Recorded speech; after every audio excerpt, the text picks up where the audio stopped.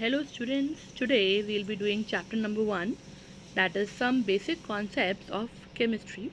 It's quite easy chapter, because most of the things you have already covered in your previous classes 9th and 10th, and this is the only extension of those concepts and more application based, right? So some basic concepts of chemistry. First thing we'll do is laws of chemical combination, that you all of you know laws of conservation of mass. It states that mass can neither be created nor be destroyed in a chemical reaction. Everybody knows, total mass remains constant, reactant as well as product. If you see, total mass always remains constant, and it was given by A. Lavoisier. Next law is law of definite proportion. Again, this you have done in class 10th. It states that elements combine in a same proportion by weight to form a given compound. For example, if you have CO2, CO2 will be formed when one carbon atom and 2 moles of carbon, 2 moles of oxygen. One carbon atom and 2 moles of oxygen, they combine together, that means 2 oxygen atoms, only then CO2 will be formed. And if we take the ratio of their atomic masses, what is the ratio of the atomic masses? The mass of carbon is 12 and mass of oxygen is 16. So 16 into 2 becomes 32. And the ratio, simplest whole number ratio, becomes 3:8. That means if you want to form carbon dioxide, carbon and oxygen have to combine in 3:8 ratio. Otherwise, if this ratio is different from this, CO2 will not be formed, right? So this is law of definite proportion. Next is law of multiple proportion. What does it state? Multiple, the name suggests multiple का मतलब है कि more than one compound अगर उसमें बना रहा है. So it states that if two elements can combine to form more than one compound, the masses of one element that combines with a fixed mass of the another element are in whole number ratio. This was given by Dalton. Now, to illustrate this, let us take an example from which it is going to be more clear. Now, for example, यहाँ पर condition ये है कि one element should be able to form two compound. Suppose we are taking carbon plus oxygen, right? Let us take two elements, carbon plus oxygen. इन दोनों को मिला के they can form two types of compounds. What two types of compounds they can form? One is CO2 and the other can be carbon monoxide, right? These two possibilities are there. They can form either CO2 or CO. Now let us see which element is constant in both of them. Carbon 1 atom, oxygen 2 atom, oxygen 1 atom. So the element जिसका amount constant है that is carbon. तो carbon को छोड़ देते हैं, let us leave that because उसका तो ratio same रहेगा. Let us take the ratio of oxygen. इसमें O2 का 1 ऑक्सीजन is 16 इंटू 2 उसका ऑक्सीजन का आया 32 ग्राम्स एंड यहाँ पर ऑक्सीजन का मास आया 16 gram. Now let us take the ratio of oxygen 1 and oxygen 2 in both the compound. Let it be number 1 compound and let it be number 2 compound. Let us take the ratio of oxygen in 1 and oxygen in 2. Oxygen in 1 का कितना है 32 upon 16. कितना ratio आया 2:1. So this comes out to be an whole number ratio, right? लेकिन condition ये है कि इसमें मल्टीपल कंपाउंड बनाने चाहिए किसी एलिमेंट को. Let us take one another example. If you have hydrogen plus oxygen, ये दोनों मिलके दो तरह के कंपाउंड्स बनाएंगे. One is water, everybody know, H2O, and the other one is H2O2. Now let us see कौन सा एलिमेंट इसमें कांस्टेंट है. यहाँ पर 2 atoms of hydrogen, 2 atoms of hydrogen, 1 atom of oxygen, 2 atoms of oxygen. That means hydrogen is constant. So let us leave the constant element because उसका ratio cut out के 1 हो जाएगा. Now let it be compound number 1 and let it be compound number 2. तो oxygen का ratio in compound 1 and oxygen का ratio in compound 2 कितना आया. यहाँ पर ऑक्सीजन का मास 16, यहाँ पर O2 है, that becomes 32. The ratio becomes 1:2, right? तो ये whole number ratio, this will always come out to be whole number ratio. This is called law of multiple proportion. Now next law is Gay-Lussac's law. अब ये क्या कहता है? See it states that when gases combine in or are produced in a chemical reaction, they do so in a simple ratio by volume, providing all the gases are at same temperature. तो यहाँ पर basically we are concerned about volume, और ये gases के लिए ही है specifically. No, you need to underline all the key points. ठीक है, अंडरलाइन करने से क्या होता है कि teacher at once come to know that you know the concept, and that saves the time of the teacher also. He or she may not go through the entire answer and just note down the key points. So इसमें this is only for gases and इनपे volume लेंगे हम. ठीक है, that means the gases combine in simple whole number ratio of their volumes. For example, if you take gases में hydrogen plus oxygen give rise to water, you know, इसको हम balance कर लेते हैं. यहाँ पर 2 एटम्स हाइड्रोजन के, यहाँ पर 2 एटम्स ऑक्सीजन के, 2 ऑक्सीजन का 1. तो व्हाट वी कैन डू, ये ट्वाइस कर दिया. राइट नाउ इसमें हाइड्रोजन होंगे 4, इसमें हाइड्रोजन 2 है, इसको भी ट्वाइस कर देंगे. Right now what is the ratio, इसका रेशियो आ रहा है 2:1:2. राइट, ये सब गैसेस में है, water is also in gas. तो 2:1:2. इसका मतलब क्या है, अगर तुम्हें ये 1 ग्राम ले रहे हो तुम oxygen, 1 ml, if you take 1 ml of oxygen, तो हाइड्रोजन कितना होना चाहिए, 2 ml. एंड वाटर कितना होना चाहिए, that is also has to be 2 ml, because ये 2 गुना है उसका, ट्वाइस. Is this clear. तो ये वॉल्यूम के टर्म से हम बोलेंगे they combine in simple whole number ratio of their volumes. Avogadro law में भी उसी टाइप का ही है. It says that equal volume of gases at room temperature they pressure should contain equal number of molecules. यहाँ पर हम moles की जगह we'll talk about molecules. है वो भी गैसेस के लिए, वॉल्यूम्स के टर्म में ही है, नंबर ऑफ मॉलिक्यूल्स की बात करेंगे. That mean 2 molecules of hydrogen they will combine with 1 molecule of oxygen to form 2 molecules of water.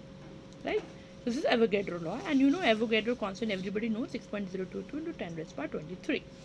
Now Dalton's law, this has been deleted from your syllabus because this you have already done this year. Because of the pandemic it has been deleted. So Dalton's atomic theory, what does it state? Still, let us have a quick glance over Dalton's atomic theory. All matter is made up of very tiny particles that are called atoms. Though it was disapproved later on because of the discovery of what? Subatomic particles. You know, earlier atom was supposed to be the smallest particle, but now it is not the smallest particle. Subatomic particles भी हैं atoms के अंदर. कौन से subatomic particles? Electron, protons and neutrons. So this point was irrelevant now. Number 2 is all the atoms of the given element are identical in mass and chemical properties, whereas those of different elements have different masses and chemical properties. That is quite understood. If you take oxygen gas, तो oxygen gas में सारे atoms oxygen के ही होंगे और तो कोई होगा नहीं उसके अंदर. राइट, तो एंड सारे एलिमेंट्स उसके एक जैसे हैं, ऑक्सीजन ऑक्सीजन ऑक्सीजन, तो उनकी सारी properties will be similar in nature. Whereas if you take 1 hydrogen gas and other is oxygen gas, what will happen, oxygen के तो सेम होंगे, हाइड्रोजन के भी सेम होंगे, लेकिन ऑक्सीजन एंड हाइड्रोजन के will be different. So different gases के जो है मासेस डिफरेंट होंगे और प्रॉपर्टीज डिफरेंट होंगी. Atoms are different elements continue to form whole number ratio. They continue to combine in a whole number ratio. That is according to which law? According to your law of definite proportion. तो कोई भी compound अगर elements को बनाना है, they have to follow law of definite proportion. कोई भी element कितना भी किसी और के साथ कंबाइन नहीं कर सकता कितने भी अमाउंट में. That have to combine in definite ratio by their mass. And last is chemical reaction involve reorganisation of the atoms. Atoms are neither created nor destroyed. Again, that is the law of conservation of mass. So basically, all laws are covered in Dalton's atomic theory. Now coming to atomic mass. As the name suggests, what is atomic mass? It is the mass of an atom, and the unit is AMU, or simply U is for unified mass. Then molecular mass. What is molecular mass? Molecular mass is the sum of the atomic masses of the elements present in a molecule. That means एक molecule में जितने भी atoms हैं उन सब का atomic mass जब add करेंगे, that will give you the molecular mass of that compound. And it is obtained how can you obtain that? That is obtained by multiplying the atomic mass of each element by the number of its atoms and adding them together, right? For example, let us take water. एक example ले लेते हैं water का. How will, this is a one molecule of water, how will you calculate the atomic molecular mass of atom water? That means two molecules, two atoms of hydrogen है, तो हम ले लेंगे twice mass of hydrogen plus mass of oxygen, right? तो दो hydrogen के atoms हैं और एक ऑक्सीजन का एटम है, इसको ऐड कर देते हैं तो क्या होगा, twice into one is equals to sorry plus कितना है मास ऑफ ऑक्सीजन 16, तो that comes out to be 18 U, simply U for unified mass. So this is how you can calculate the molecular mass of any particular compound that has been given to you. Now next thing is average atomic mass. Yes, average. Have you heard about average atomic mass? I think in 9th you must have done. Average atomic mass हम तब लेते हैं when we talk about isotopes, right? Now coming to what are isotopes? Isotopes क्या होते हैं? Which have same atomic number but different atomic masses. Those are called isotopes. For example, carbon 12 and carbon 14, right? तो उनका atomic number तो 6 है, ठीक है. Example देखते हैं, कार्बन 6 12 एंड कार्बन 14 6 14, ठीक है. अब इसमें atomic number is same but mass vary कर रहा है, एक का 12 है और एक का 14 है, तो इसके लिए क्या मास लोगे तुम, 12 लोगे या 14 लोगे उसमें? Then there is a problem no for isotopes what mass to be taken.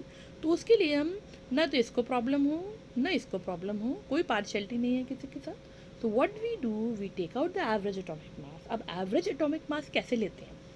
Average atomic मास लेने का फॉर्मूला है percentage of the isotope multiply this mass plus percentage of the other isotope multiplied by its mass divided by 100. अब percentage तुम्हें given होगी question में. Suppose carbon 12 का percentage है 40%, ठीक है. अगर ये 40% है, this has to be how much, 60%, because total percentage has to be 100. तो इसका जो मास यहाँ पर परसेंटेज 40 लेंगे हम, 40 मल्टीप्लाइड बाय मास कितना है इसका 12 प्लस इसका क्या है परसेंटेज 60 मल्टीप्लाइड बाय इसका मास 14 divided by 100. So that gives you the average atomic mass of isotopes. So just you have to understand, हमेशा isotopes के लिए हम average mass ही लेते हैं. Now next एक और चीज़ है formula unit mass. एक और चीज़, this you have already studied in class 9. Formula atomic mass भी कह सकते हो, और you can say empirical formula, EF. EF का मतलब empirical formula. Now what do you mean by empirical formula? पहले तुम्हें empirical formula मास निकालने के लिए तुम्हें empirical formula पता होना चाहिए. Now what is the empirical formula? Let's see here. It is a formula in which elements are in simplest whole number ratio. ठीक है, तो इसमें simplest whole number ratio में होगा. For example, C6H12 is a compound, and इसको simplest whole number ratio में कैसे करोगे? Common multiple ढूंढते हैं इसका. Common multiple is 6. तो divide both of them with 6, तो क्या आ जाएगा तुम्हारा, ये हो जाएगा 1 और ये हो जाएगा 2. तो formula becomes CH2. So this is your empirical formula for this particular compound. और जब इसका मास निकालेंगे तो that becomes your empirical formula mass, right. So it is the mass of the formula unit. जो भी फॉर्मूला यूनिट निकाला उसका mass is called empirical formula mass और फॉर्मूला यूनिट मास, राइट. तो this is your empirical formula determination. Now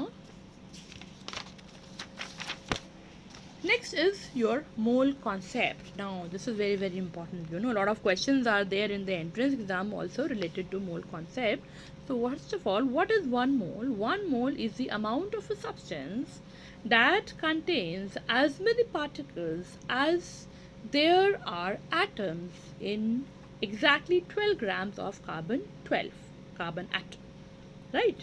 तो कितने atoms उसमें हैं? It is the amount of substance that contains as many particle as they present in 1 gram of 12 gram of carbon 12 atom.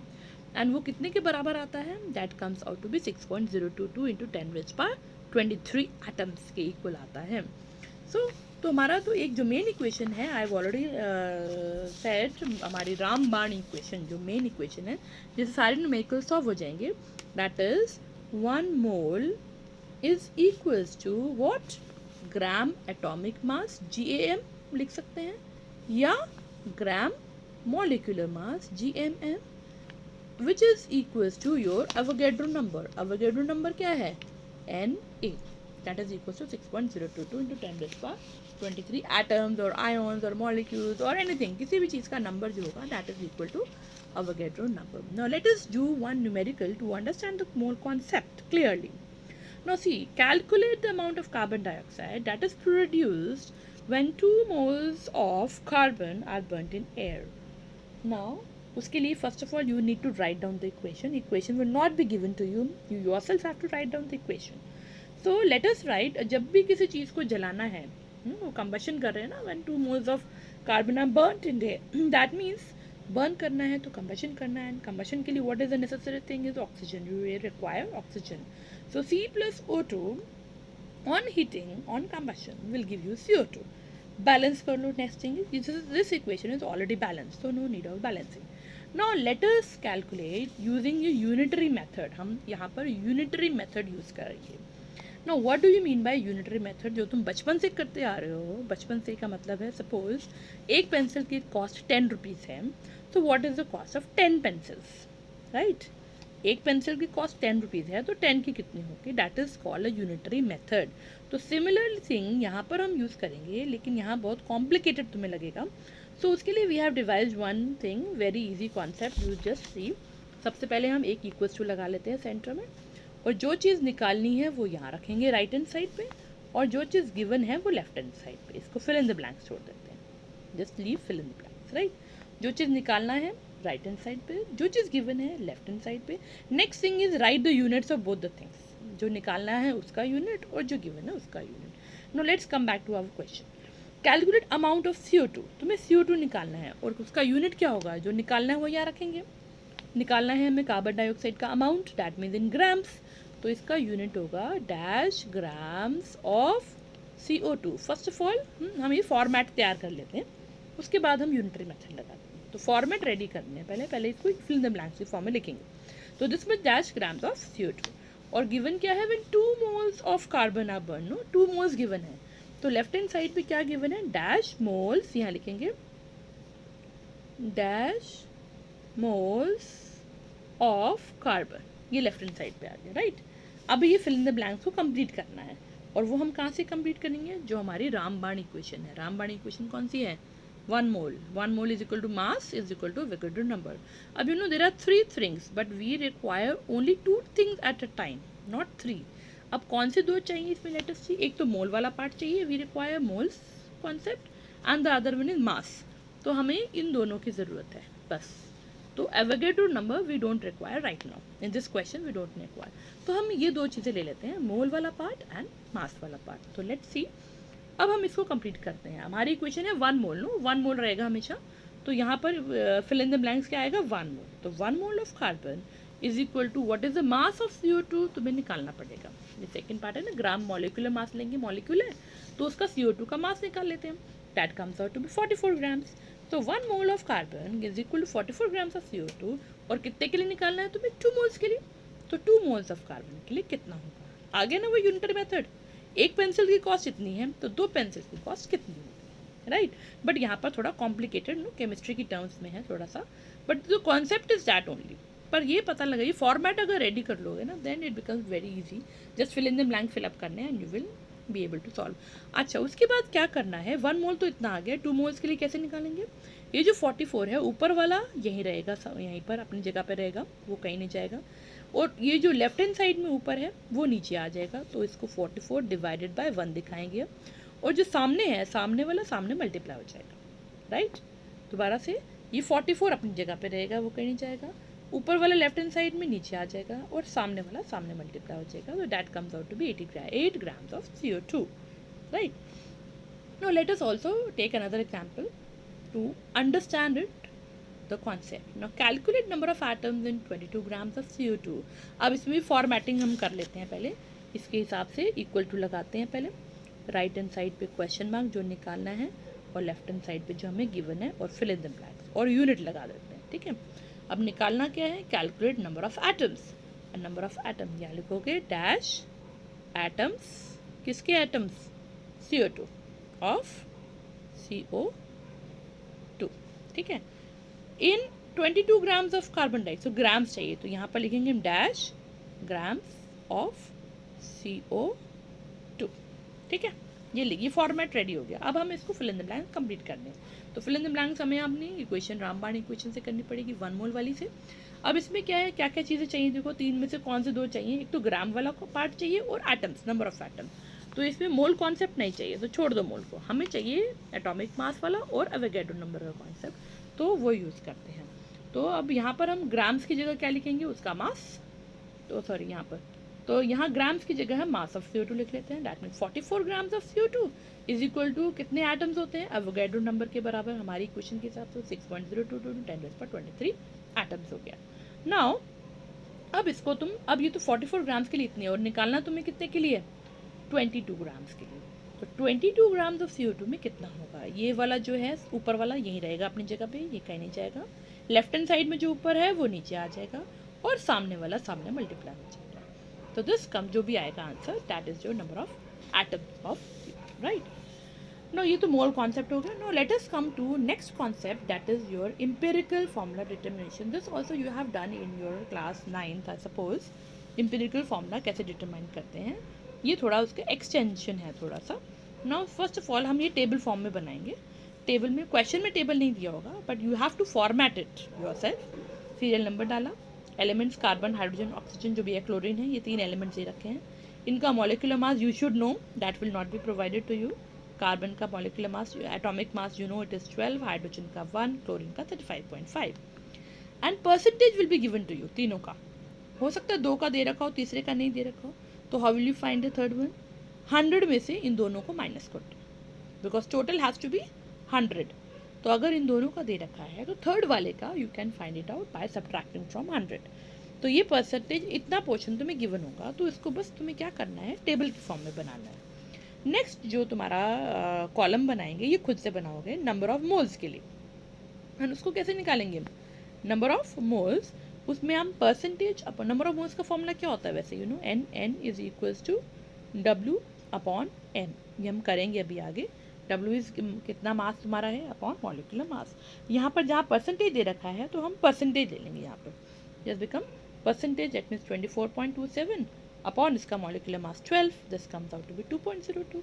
Next का 4.07 upon hydrogen का मास तो 1 है, तो upon 1, तो ये आ गया, और इसका 71.65 अपॉन मॉलिक्यूलर मास 35.5, ये आ गया 2.02। अभी अब नेक्स्ट क्या करना है, एक कॉलम और बनेगा इसके बाद, that is you know relative number of moles. Next column is relative number of moles, और you can say relative whole number ratio निकालने के लिए हमें उसको क्या करना है, जो इन तीनों में से सबसे छोटा है, ये देखो, इन तीनों में से जो सबसे छोटा, कौन सा सबसे छोटा है इन तीनों में से, 2.02, ये सबसे छोटे हैं, दोनों सेम है, कोई बात नहीं, जो सबसे छोटा है सबको उस छोटे वाले से डिवाइड करना है, ठीक है। तो सबसे पहले हम 2.02 को 2.02 से खुद से डिवाइड करेंगे, 1 आएगा, फिर 4.07 को 2.02 से राउंड ऑफ करके तुम्हें लेना है, 2 आ जाएगा, and this comes out to be 1। अब इसका मतलब क्या है, कार्बन का एटम 1 है, हाइड्रोजन के एटम्स 2 हैं, एंड क्लोरीन के एटम्स 1। तो this give you number of atoms कितने कितने हैं, सिंपलेस्ट होल नंबर रेशियो। तो दिस बिकम, तो एम्पिरिकल फॉर्मूला तुम्हारा आ गया, एक कार्बन, 2 हाइड्रोजन और 1 क्लोरीन, तो CH2Cl।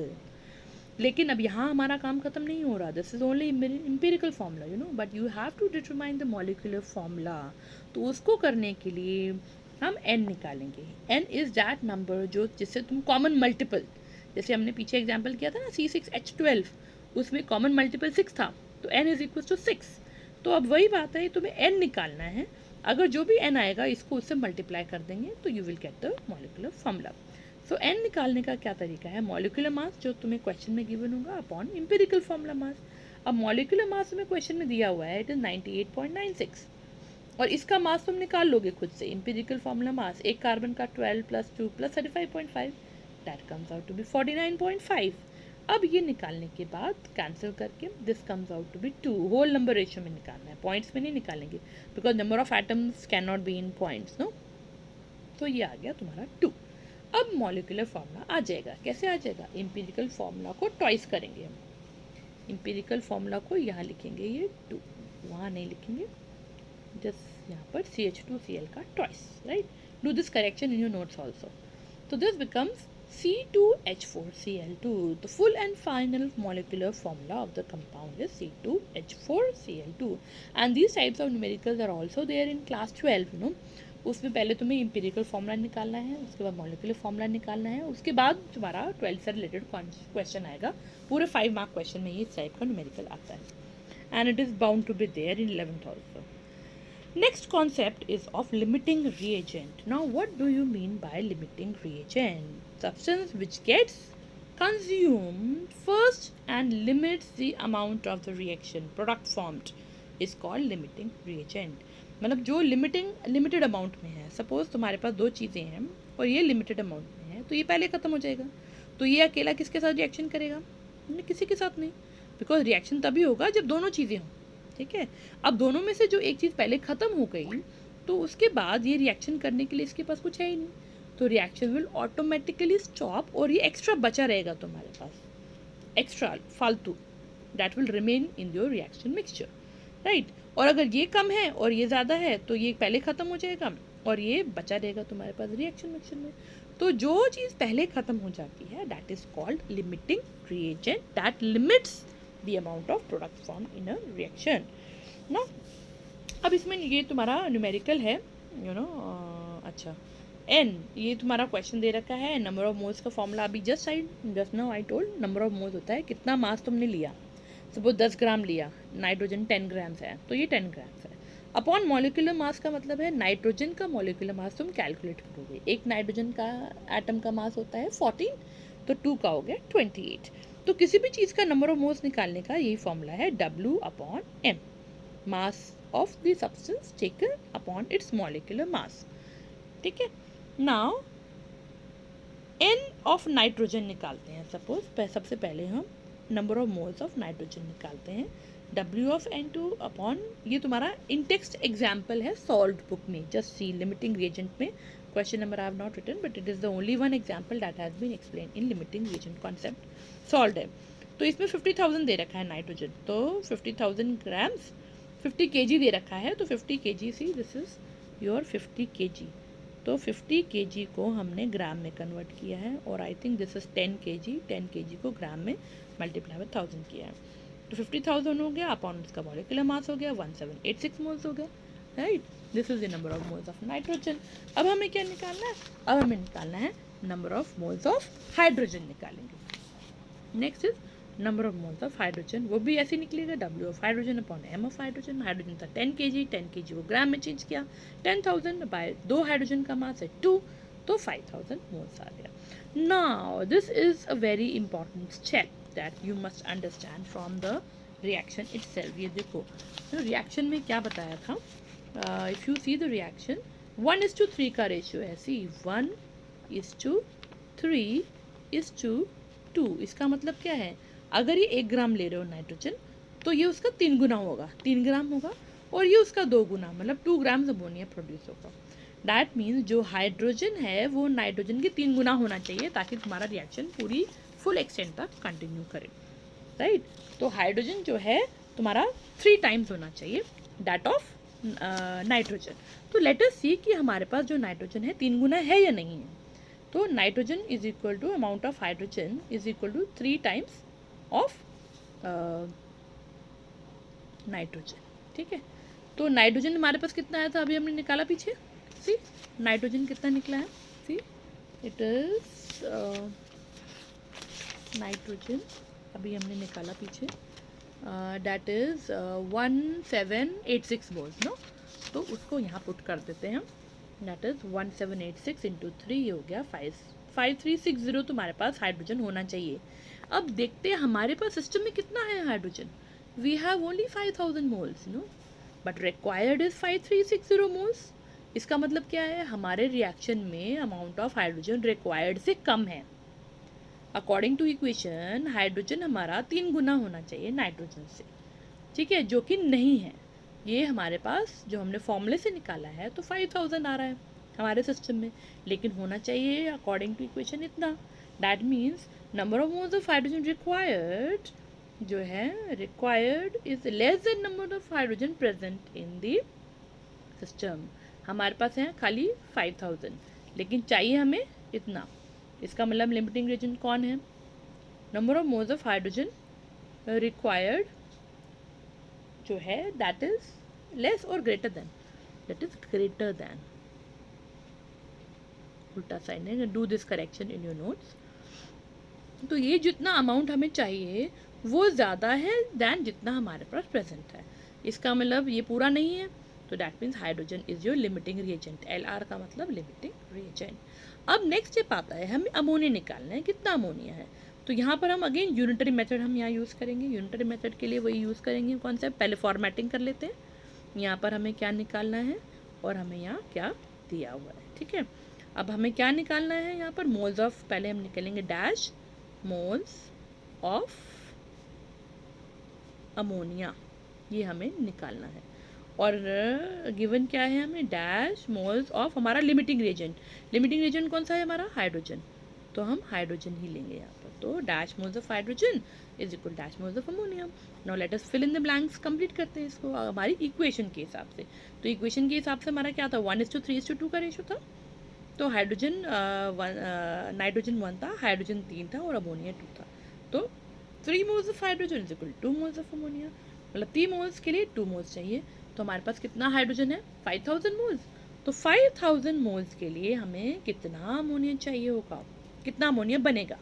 तो 5000 मोल्स के लिए 2 जो है वहीं का वहीं रहेगा अपनी जगह पे, लेफ्ट हैंड साइड वाला ऊपर नीचे आ जाएगा और सामने वाला सामने मल्टीप्लाई हो जाएगा। This comes out to be इतना मोल्स ऑफ अमोनिया। अब मोल से हम W निकाल सकते हैं, no, number of moles of ammonia is equal to W of ammonia upon molecular mass of ammonia. अब just substitute the values, number of moles तो निकाल लिया हमने, W तो निकालना है, and molecular mass of ammonia कितना होता है, it is 17 not 7। Do all these corrections in your notes, 17 है। तो इसको हम मल्टीप्लाई करके that comes out to be grams में आया आंसर, उसको 1000 से डिवाइड करके I have converted into kgs, तो 56.1 kg आ गया, right. Now and the last topic left is solution. This is very important topic, solution is very important इसलिए है because ये पूरा concept 12th में ही हमारा आ रहा है। तो अगर अभी अच्छे से कर लोगे तो 12th में you will not face any problem। मतलब एक चैप्टर का solution पूरा चैप्टर है, तो उसमें से one portion is just that you will be doing in the 11th. Now what do you mean by solution? First of all, everybody know, you have already done, it is a homogeneous solution of 2 or more components is called a solution. Now concentration का मतलब होता है amount of solute dissolved in a particular amount of solvent। कितना solute कितने solvent में dissolve किया। पहले तो तुम्हें पता होना चाहिए solute solvent कौन होता है। solute वो होता है जो तुम dissolve कर रहे हो सबसे, और solvent वो होता है जिसके अंदर dissolve कर रहे हो। जनरली solute कम रहता है और solvent is in excess, तो उसका larger quantity में होता है। तो अब हम उसको A और B से कैसे डिनोट करते हैं, सोल्यूट बहुत ज़्यादा है, अल्फ़ाबेटिकल ऑर्डर में अगर लेते हैं, याद करने का तरीका, you will not forget in your entire life कि A पहले आता है अल्फ़ाबेटिकल ऑर्डर में, B बाद में आता है। तो A बड़ा मान लो और B को छोटा मान लो, जो पहले आ रहा है वो बड़ा और जो बाद में आ रहा है वो छोटा। अब सोल्यूट और सॉल्वेंट में से किसका अमाउंट ज़्यादा है, सॉल्वेंट का। तो सॉल्वेंट बड़ा है, डैट मीन्स सॉल्वेंट बड़ा है तो उसको बड़े अल्फ़ाबेट से डिनोट करेंगे, डैट मीन्स A से। और सोल्यूट छोटा है अमाउंट तो उसको छोटे वाले से डिनोट करेंगे, डैट इज B। अगर ये टर्मिनोलॉजी यूज़ करोगे ना तो you will never forget this, ठीक है। सॉल्वेंटोस नहीं तो भूल जाते हैं A किसको माना और B किसको माना, तो ये हम बाय कन्वेंशन हम यही लेते हैं उसको, ठीक है। Now next is mass percent से भी हम कॉन्सेंट्रेशन बता सकते हैं। For example if you have taken 10 grams of NaCl in 90 grams of water, तो इसको हम परसेंटेज में बता सकते हैं। परसेंटेज बिल्कुल वैसे ही करेंगे जैसे आप अपने मार्क्स की परसेंटेज कैलकुलेट करते हैं। मार्क्स की परसेंटेज कैसे करते हैं, जितने तुम्हारे मार्क्स आए वो अपॉन टोटल मार्क्स जितने का पेपर था मल्टीप्लाई बाय 100। अब यहाँ पर तुम्हें अगर परसेंटेज ऑफ NaCl निकालना है तो वही करेंगे। यहाँ पर कितना मास लिया तुमने, 10 grams लिया upon total mass. Total mass किस किस का, सोल्यूट का और सॉल्वेंट का, क्योंकि सोल्यूशन तो दोनों से मिलके बनेगा ना। तो मास परसेंटेज ऑफ NaCl क्या होगा, जितना तुमने लिया 10 grams अपॉन टोटल 10 + 90 × 100 कर देंगे, दैट बिकम्स इतना 10% सोल्यूशन, राइट। फॉर्मूला तो वही रहेगा, N = W/M।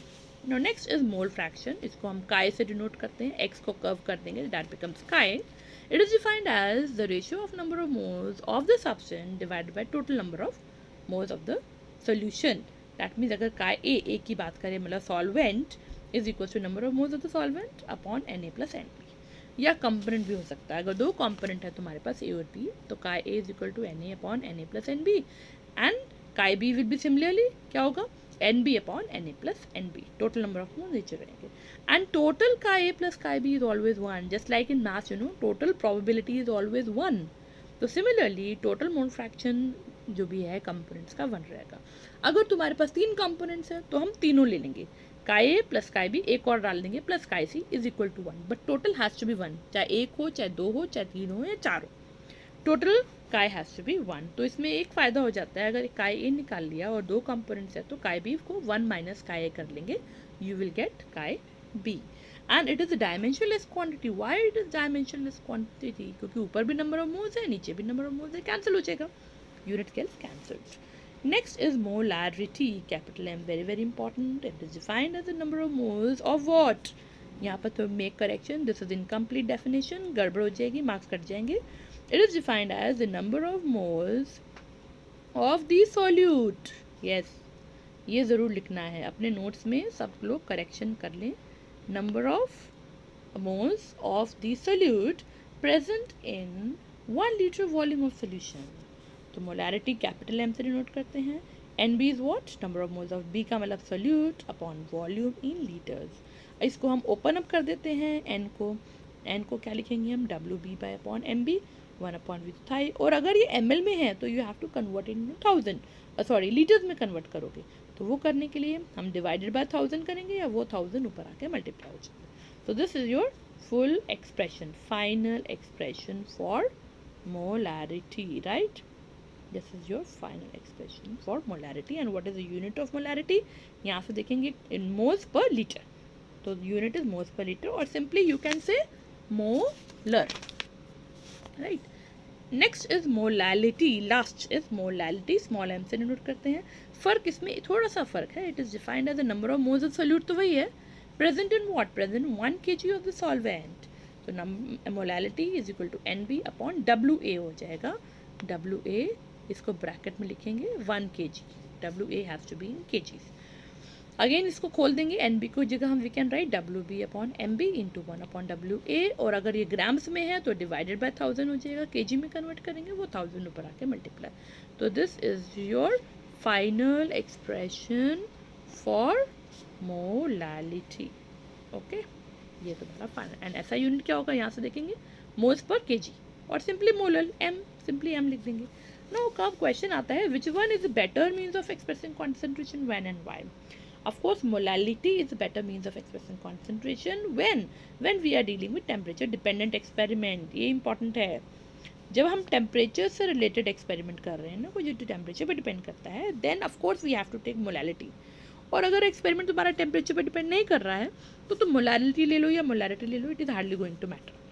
बट टेम्परेचर पे अगर डिपेंड कर रहा है तो दोनों की वैल्यू फ़र्क आ जाएंगी तुम्हारी। सपोज तुम नॉर्थ इंडिया में एक एक्सपेरिमेंट कर रहे हो तो तुम्हारी मोलारिटी कुछ आएगी, और साउथ इंडिया में कुछ कर रहे हो या तो वहाँ डिफरेंट आ जाएगी, बिकॉज दोनों में टेम्परेचर का डिफरेंस है। एक तो पहाड़ों में बर्फ़ है तो वहाँ टेम्परेचर कम है, और वहाँ पर टेम्परेचर ज़्यादा है, तो वहाँ पर मोलारिटी की वैल्यू डिफरेंट हो जाएगी। तो इसलिए हम मोलालिटी प्रेफर करते हैं, ताकि किसी भी कोने में, यूनिवर्स के किसी भी कोने में चले जाओ, वर्ल्ड के किसी भी कोने में, तो उस पर्टिकुलर सोल्यूशन की molality will be same. So molality does not very with temperature. अब बात आती है क्यों वेरी नहीं करता, मोलालिटी वेरी नहीं करता लेकिन मोलारिटी वेरी करता है, you know why is it so? उसमें देखो, अगर हम मोलालिटी ले रहे हैं तो यहाँ पर हमारा मास आ रहा है, you know mass of the solvent, ये तो कॉमन है सब में, ये उसमें भी कॉमन है। यहाँ पर मास ऑफ सॉल्वेंट आ रहा है, and mass of solvent, you know mass किसी भी चीज़ का mass it always remain same. अगर तुम स्पेस में भी चले जाओगे ना तो तुम्हारा मास उतना हो जाएगा, लेकिन your weight will become zero.